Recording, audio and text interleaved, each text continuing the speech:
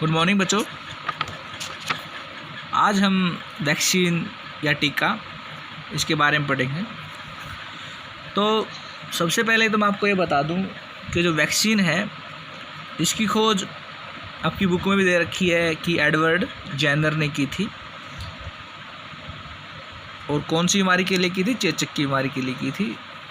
उस समय जब अगर हम वैक्सीन के बारे में बात करते हैं तो एडवर्ड जेनर ने ये खोज कैसे की थी, अगर हम थोड़ा बहुत इसके बारे में, इसकी कहानी के बारे में समझें तो तब कोई बीमारी फैली हुई थी चेचक नाम की, और वो भयानक बीमारी थी, उससे बहुत सारे लोग मर रहे थे। तो वहाँ पर कुछ जो गवाले थे, जो दूध बेचते थे गाय का, उनको ये बीमारी नहीं हो रही थी। तो डॉक्टर साहब जो एडवर्ड जेनर हैं, इन्होंने पूछा उनसे, भी आपको डर नहीं लगता कि आप लोग घरों में जाते हो, दूध बेचते हो, आपको कोई दिक्कत तो नहीं हो रही इस बीमारी से? तो उन्होंने ऑब्जर्व किया कि जो वहाँ पर गाय का दूध बेचने वाले हैं उनको ये बीमारी नहीं हो रही थी।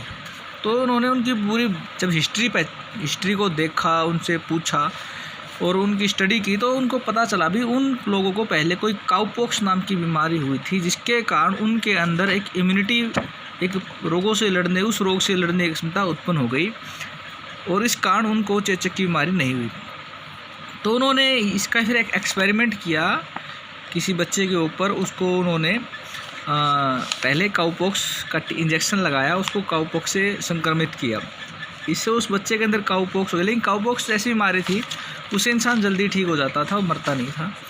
तो वो बच्चा जब ठीक हुआ उसके बाद उसको चेचक का इंजेक्शन दिया गया ताकि उसको चेचक हो जाए, लेकिन इसका एक अलग ही रिजल्ट आया, उस बच्चे को चेचक की बीमारी नहीं हुई। तो इससे एक नई पद्धति, जिसको हम वैक्सीन बोलते हैं, आजकल तो वैक्सीन का दौर ही चला हुआ है, क्योंकि कोरोना के कारण सभी देश कोरोना की वैक्सीन की तरफ भाग रहे हैं, उसकी जितनी जल्दी हो सके उसकी वैक्सीन तैयार करने की कोशिश कर रहे हैं।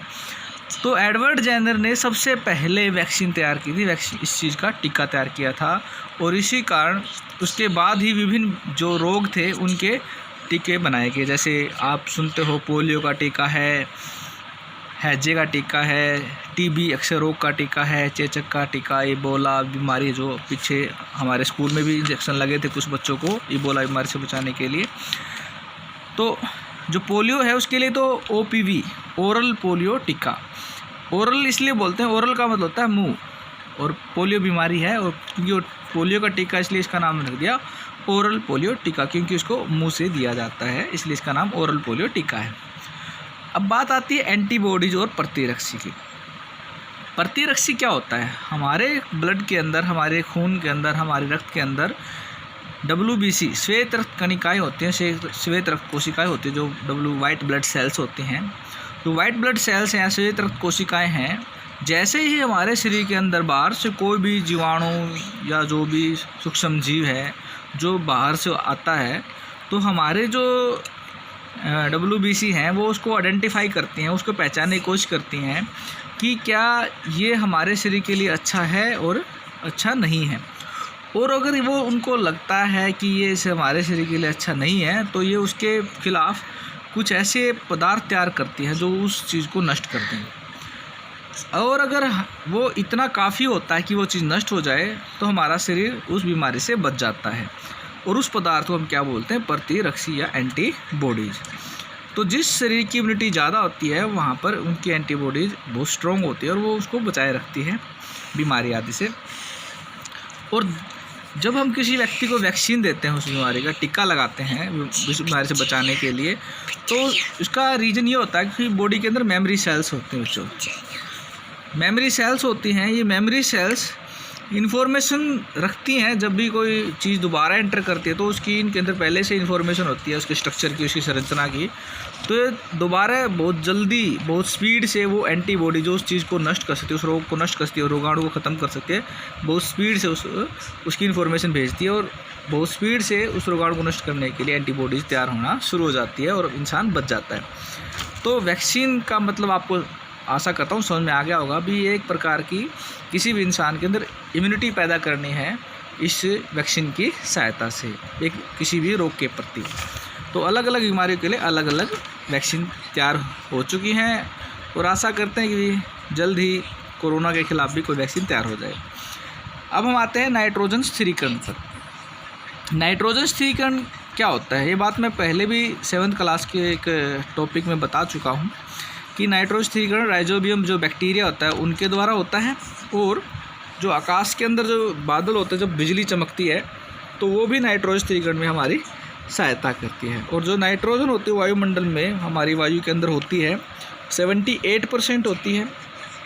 लेकिन क्या होता है, पौधे इसको सीधे नहीं ले सकते वायु से, पौधे इसको सीधे वायु से नहीं ले पा रहे क्योंकि इनके अंदर ऐसी क्षमता नहीं होती भी नाइट्रोजन को सीधे वायु से ले और उसको फिर यूज़ कर ले। मान लो ले भी लिया तो उसको यूज़ नहीं कर सकते। तो इसका तरीका क्या है, पौधे इसको नाइट्रोजन के यौगिकों के रूप में लेते हैं। वो नाइट्रोजन है, वो नाइट्रोजन के यौगिकों के रूप में बदलती कैसे है, जब बिजली चमकती है तो नाइट्रोजन है वो नाइट्रोजन के यौगिकों में बदल जाती है। या इसके अलावा जो दाल वाले पौधे होते हैं उनकी जड़ों में छोटी छोटी गांठें होती हैं, उन गांठों के अंदर राइजोबियम होता है, और जो राइजोबियम है वो नाइट्रोजन को नाइट्रोजन के यौगिकों में बदल देता है। और वो नाइट्रोजन कहाँ पहुँच जाती है, मिट्टी के अंदर। मिट्टी में वो पानी के द्वारा, जब पौधा पानी लेता है अपनी जड़ों की सहायता से, तो पानी के साथ साथ वो नाइट्रोजन के यौगिक उसमें घुले होते हैं और वो उसके तने से होते हुए इसके जो पत्ते हैं वहाँ तक पहुँच जाते हैं पानी के साथ साथ, और इस तरह पौधे के जो नाइट्रोजन प्राप्त हो जाती है यौगिकों के रूप में।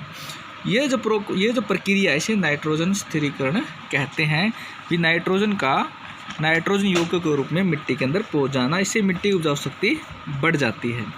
तो आशा करता हूँ कि बच्चों आपको ये जो कंसेप्ट है, एक तो वैक्सीन, टीका किसने बनाया, किसने इसकी खोज की, कैसे कैसे एंटीबॉडी, कौन सी सेल हैं जो वाइट ब्लड सेल्स हैं से कोशिकाएँ हैं वो ये एंटीबॉडी को तैयार करती हैं। मेमोरी सेल्स वो याद रखती है कि कब किस रोग जीवाणु या रोगाणु ने हमारे शरीर पर हमला किया, उसको कैसे ख़त्म किया जा सकता है। और ये कुछ रोग हैं जिनके वैक्सीन हमारे पास आज भी हैं, हैजा, अक्षय, चेचक, इबोला, पोलियो, जिनके वैक्सीन बच्चों को समय समय पर दिए भी जाते हैं ताकि उनको उन रोगों से बचाया जा सके।